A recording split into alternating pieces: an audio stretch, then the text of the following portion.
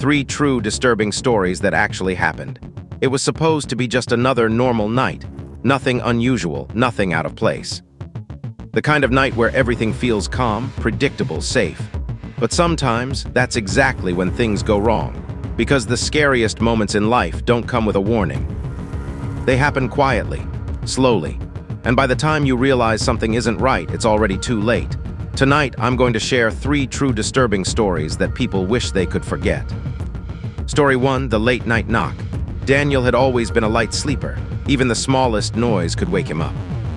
So when he suddenly opened his eyes at 2:30 in the morning, he knew something wasn't right. At first, everything seemed normal. His room was quiet, dark, still. He checked the time on his phone. 2:31 a.m., that's when he heard it. A soft but very clear sound, knock, knock, knock, coming from the front door. Daniel stayed still for a moment. Maybe it was just the wind or something falling outside. But then it came again. Knock, knock, knock. This time louder, more deliberate. Now fully awake, Daniel slowly sat up.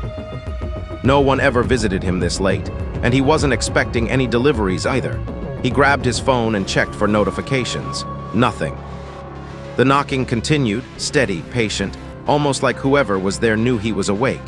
Daniel got out of bed and walked toward the hallway. Every step felt heavier than usual. The house was completely silent now, except for the knocking. When he reached the front door, he didn't open it. Instead, he leaned forward and looked through the peephole. Nothing. No one standing there. No movement. Just the empty hallway outside his apartment. Confused, he stepped back. Maybe someone knocked on the wrong door and already left. But as he turned around, his phone vibrated in his hand. A notification from his security camera app. Motion detected back door. Daniel froze. His heart started racing. Because his backyard wasn't visible from the front, which meant if someone had just knocked on his front door, then someone else could be standing behind his house. Story 2, the unknown caller. Samantha had just moved into her new apartment. It wasn't anything special, just a small place on the 3rd floor, but it was hers. And for the first few days, everything felt completely normal. Until the calls started. The first one came late at night. Unknown number, she ignored it. Then it happened again the next night. Same time, same unknown caller, still no voicemail, still nothing. After a few days, it became a pattern. Every night around 11:47 p.m., her phone would ring. At first, she thought it was just a scam call, but something about it felt off. So one night, she decided to answer. She took a deep breath and picked up the phone. Hello? No response, just silence, but not completely. There was something else. A faint, slow breathing sound. Samantha immediately hung up. Her hands were shaking, her heart pounding. She tried to calm herself down.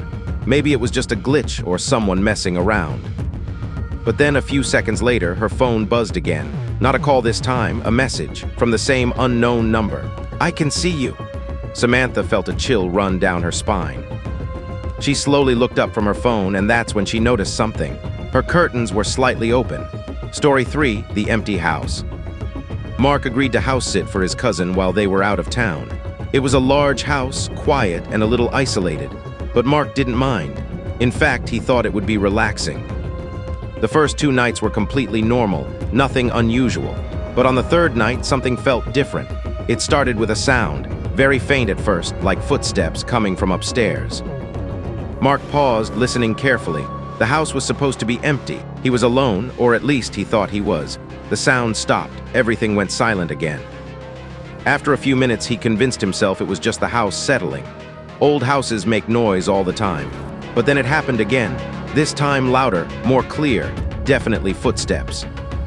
Mark stood up slowly, his heart starting to beat faster. He grabbed his phone and turned on the flashlight. The beam of light cut through the darkness as he walked toward the stairs. Each step creaked beneath him. The sound upstairs stopped completely, as if whatever was there knew he was coming. When he reached the top of the stairs, the hallway was dark, still. All the doors were closed, except one, at the very end, slightly open. Mark frowned. He didn't remember leaving any doors open. Slowly, he walked toward it, pushed the door open, and stepped inside.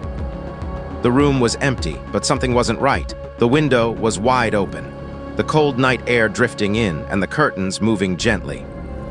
Like someone had just climbed out moments before he arrived. Some things can't be explained, and some experiences stay with you forever. If you enjoyed these true stories, make sure to subscribe, because there's always more waiting in the dark. And if you have your own story, you can share it in the comments below. Who knows, your story might be next.